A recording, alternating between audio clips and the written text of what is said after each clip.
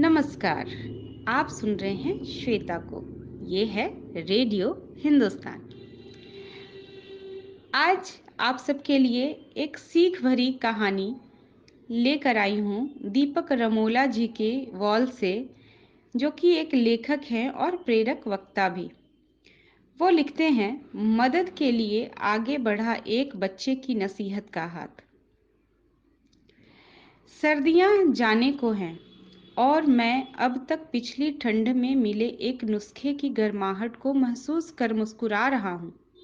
Bulgaria से एक लड़की ने अपने जीवन की सीख साझा करते हुए कहा था, मैंने सबसे अहम बात यह समझी है कि हमें कभी भी आइसक्रीम दोनों सिरों से नहीं खानी चाहिए, क्योंकि ऐसे में ना ही हम उसका पूरा स्वाद ले पाते हैं और ना ही सजगता से उसे खा पाते हैं। पहली नज़र में शायद ये कोई अभूतपूर्व परामर्श न लगे, पर गौर करने वाली बात है कि सलाह देने वाली लड़की केवल 4 बरस की है। शब्दों के पीछे और करीब जाकर झांकने पर बूझा जा सकता है कि आपाधापी वाली जिंदगी से अप्रभावित रहने की कितनी बड़ी नसीहत इस छोटी सी बात के गर्भ में है। लुप्त होती फुर्सत में हर आदमी किसी न किसी तरह की आइसक्रीम दोनों छोर से खाने में मशरूफ है। काम कितना ही मनपसंद क्यों न हो, हम अक्सर उसे जल्दी खत्म करने की कवायद में उसका आनंद लेना भूल ही जाते हैं। इस 4 साल की बच्ची ने मुझे यह याद दिलाया कि सबसे बड़े मकसद को निगल जाने के सिलसिले में छोटे छोटे निवालों का स्वाद खो जाता है। मैंने पिछले 10 सालों में कई हजार लोगों से एक ही सवाल अक्सर पूछा, जिंदगी ने आपको क्या सिखाया है? आमतौर पर यह किसी उम्र दराज से पूछना वाजिब समझा जाता है, लेकिन मैंने यह 4 साल के बच्चे से लेकर 108 साल के बुजुर्ग तक के सामने रखा और पाया कि बच्चे का विवेक भी उतना ही रोमांचक और रोमानियत भरा हो सकता है जितना कि सालों का बही खाता रखने वाले प्रौढ़ का। गुजरे सालों में मेरे सबसे काबिल गुरु बच्चे ही रहे हैं। यादों के गलियारों में एक और बच्चे का चेहरा उभरता नजर आ रहा है, जिसका नाम हाने था। उससे मेरी मुलाकात 2016 में कैल रेफ्यूजी कैंप में हुई।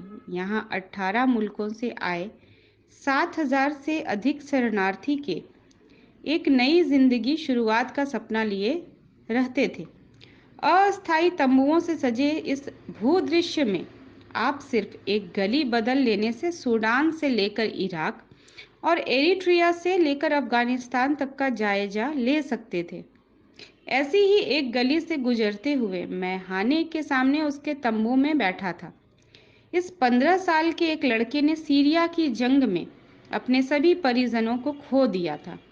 वो इसलिए बच गया क्योंकि जंग के दिन उसे स्कूल से घर लौटने में देर हो गई थी।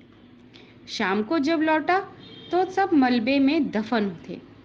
किसी ने उसे संभाला और फ्रांस भेज दिया। इतने बड़े कैंप में अकेले होने के बावजूद होने हाने हर उस इंसान और काम से जुड़ने की कोशिश कर रहा था जो उसे इस बात का यकीन दिलाती कि आने वाला कल बेहतर होगा, वरना अपने दुख में डूब जाना आसान है। उसकी मुश्किलों के किस्से और हसरतों की खनक सुनकर मैं वो सवाल पूछ बैठा जिसका जवाब शायद इतनी दर्दनाक परिस्थितियों से जूझने के बाद कम ही दे पाए। मैंने पूछा, हाँ ने, जो कुछ भी तुमने जिया है उससे क्या सीखा? उसने जंगल की टपकती टहनी वाली गति में भोलेपन से कहा, दीपक, ये जिंदगी बहुत मुश्किल है, पर इस सच से नाराज रहना किसी बात का हल नहीं है ना। आज भी जब मैं अंतर्मन को अंतहीन दुविधाओं और विफलताओं के रोष में उलझा हुआ पाता हूँ, मैं बार बार हाने की सार्थक नसीहत की छांव तले लौटने की कोशिश करता हूँ। एक अनोखी सादगी और सुघड़ता से उसने ये बयान किया था कि हमारे कष्टों के जवाब हमेशा आसान और सुलभ नहीं होंगे, लेकिन याद रखना आवश्यक है कि जवाब को ढूंढने में की गई कोशिश में ही एक उत्तर विद्यमान है। जब आप खुद को जिंदगी की कश्मकश में कसता हुआ पाएं, याद रखें, हानि ने कहा था, शोक के बांध टूटना लाजमी है, मगर यह हमारे हाथ में है कि हम अपने गुस्से को कितना नाक पर रखें और अपनी उम्मीद को कितना पुष्ट रखें।